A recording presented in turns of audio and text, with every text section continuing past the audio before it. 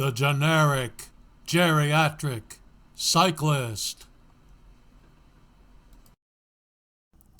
Hi, I'm the generic geriatric cyclist, and today I'm heading to the Mid-Hudson region where the Hudson Valley meets the Catskills. My wife Susan and I are thinking about moving here, so today we're scoping it out from a base in Hurley, New York, a scenic and historical village. In Hurley, you'll see a lot of beautiful old stone houses dating back to the time of the Dutch arrival in the area some 300 years ago. Since I don't use GPS, I'm looking for a simple route I can follow without getting lost. So I'm going south on the fairly busy Route 209 to Stone Ridge and returning on the lightly traveled country road called the Lucas Turnpike. I'm estimating it to be about 25 miles. As you can see, it's a very hazy and humid day, the kind of day that saps the strength out of me. But the route is not hilly, just gently rolling. Thank goodness for small favors. This area of New York's Ulster County has become a first and second home, as well as a weekend destination for people in the creative professions in New York City, which is about a 2-hour drive.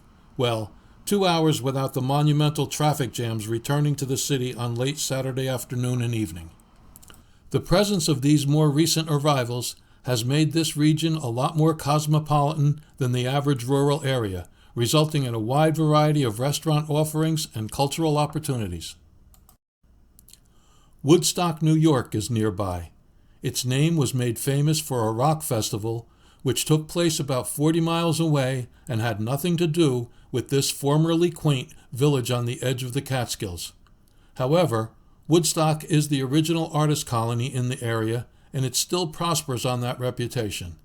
There's a summer stock theater, classical music concerts on summer Sundays, and loads of venues for rock music.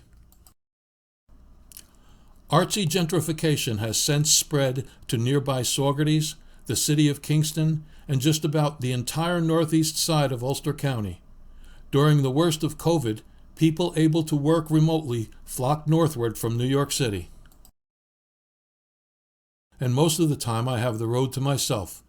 This area has escaped much of the development that I mentioned before, and it still has a strong rural feel.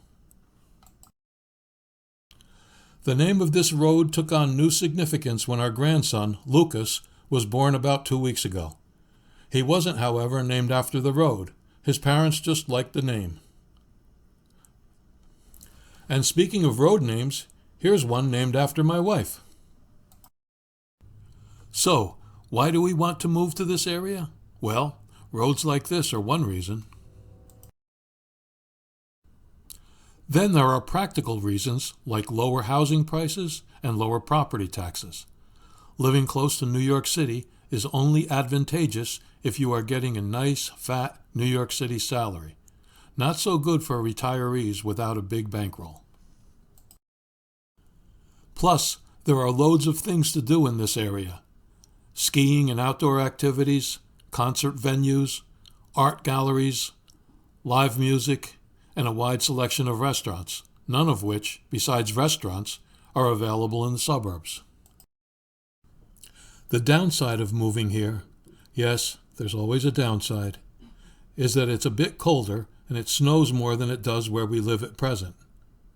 The other issue is that our family and friends are further away. But we're not talking about a continent's distance. It's about an hour-and-a-half drive from our present home. That's not such a big deal. And just look at these roads and see what you get in return.